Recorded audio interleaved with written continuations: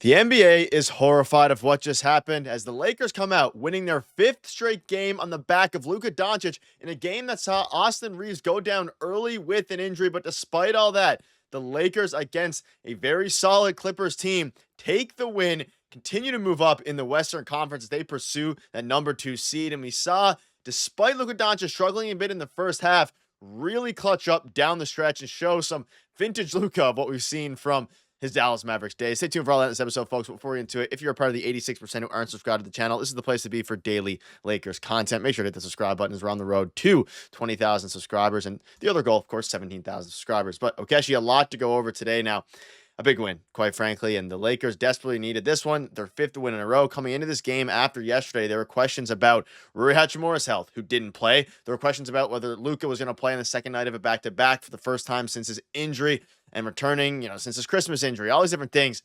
And Okechi, they got the job done. LeBron played, Luka played, but unfortunately, which we'll dive into a little bit here, a little later, Austin Reaves went down with an injury. But despite that, and him only playing 9 minutes, the Lakers win against a very solid LA Clippers squad. I mean, yeah, they did. They got another gritty win, but that's starting to be like the MO of this team. They're just really like the offense hasn't really found itself. Most, frankly, Luka Doncic, up until that fourth quarter, hasn't really found himself shooting wise. So that's why I think the offense is kind of sputtering just a little bit. And then we saw it even more with Austin Reaves, not playing much in this game with that injury. So with LeBron kind of having to carry that load in that first half, really kind of kept the Lakers a good arm's length distance, and then just a bunch of help from the bench. They just had a ton of guys. I think between Jameson, Goodwin, and then Vando, they had 16 rebounds together, all three of those guys. So all those guys were just giving their constant energy and effort, which is really helping fuel the Lakers, which is what you need on the second night of a back-to-back. And I believe their third game in 4 nights. So just a lot of things working against them. But it was Luka Doncic's birthday, so I did think that he was going to play. That's very, just like a personal thing. It's very hard for you not to play on your birthday. So Luka came out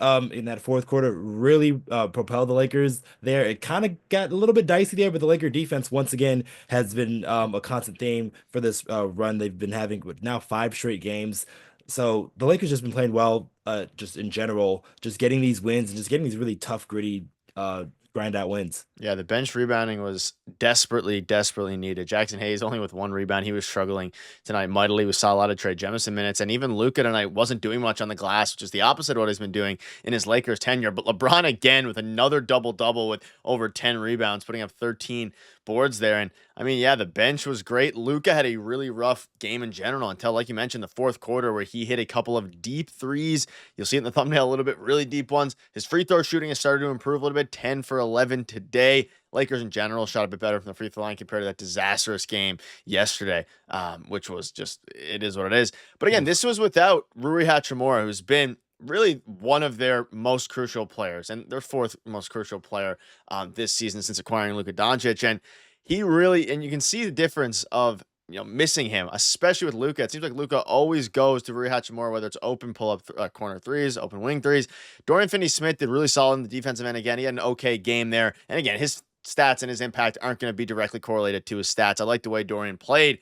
But the big question now is, of course, both Rui Hachimura and Austin Reaves. What are going to happen with them? And Rui Hachimura, like we know, yesterday left with a left knee sprain. And of course, Austin Reaves today went out with an injury. They're going to have to see some other players step up. And you mentioned it, second night of a back-to-back. To see the bench, we knew they were going to have to play a lot more minutes. Dalton Knecht had a couple threes early on. Like you mentioned, Gabe Vincent, even Jordan Goodwin, who the clock is running out on him and converting his contract to a standard contract to be playoff eligible.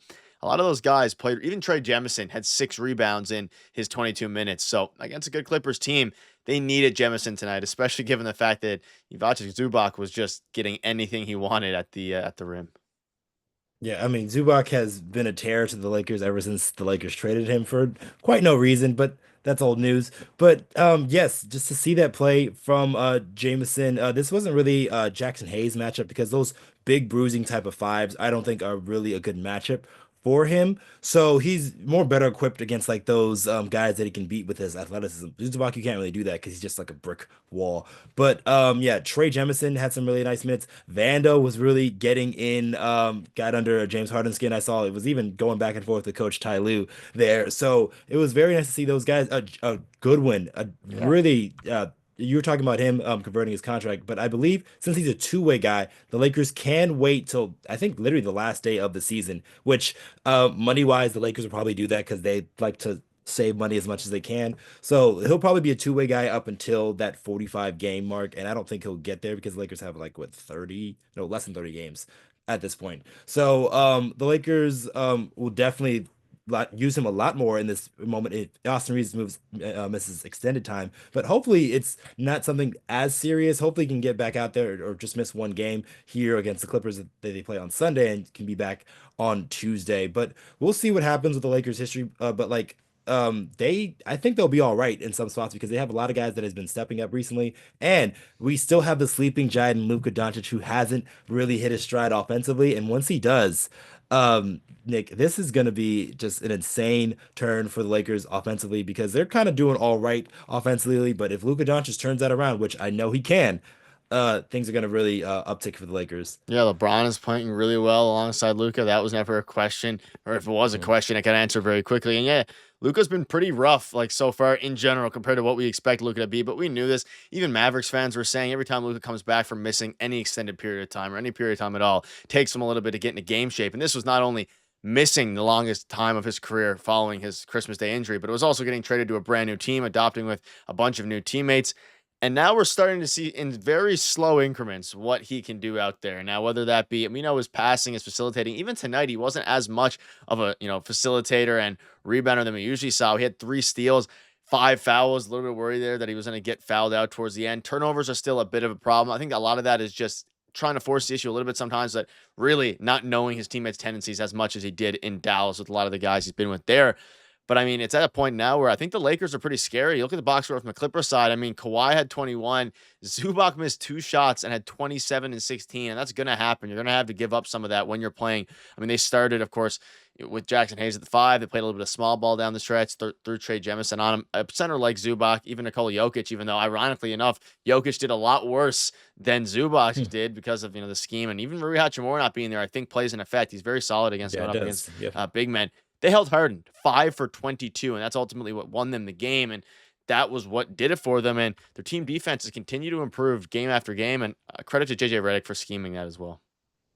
I mean, JJ Redick has everyone thought it was going to be an offensive minded coach, but this guy really defensively has been showing his stuff.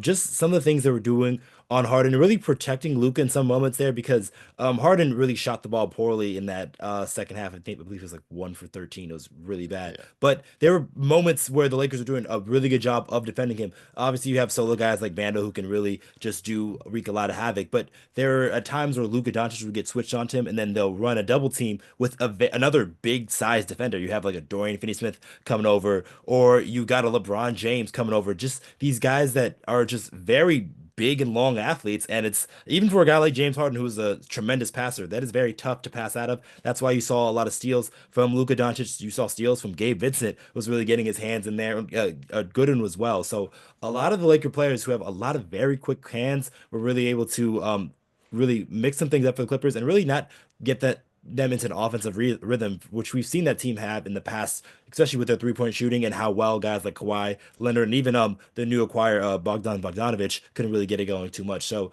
the Lakers did a really good job defensively, and I see that to continue against the Clippers once again in the same situation as the Lakers are the home team and the Clippers are the road team. Yeah, couple more days, and then we get to see the same matchup again. Just with the Clippers being the home team, like you mentioned. And I mean, the Lakers are winning games despite being, I guess, Luka not being at his best, and of course, the team in general still trying to mesh under Luka Doncic. But 5 wins in a row.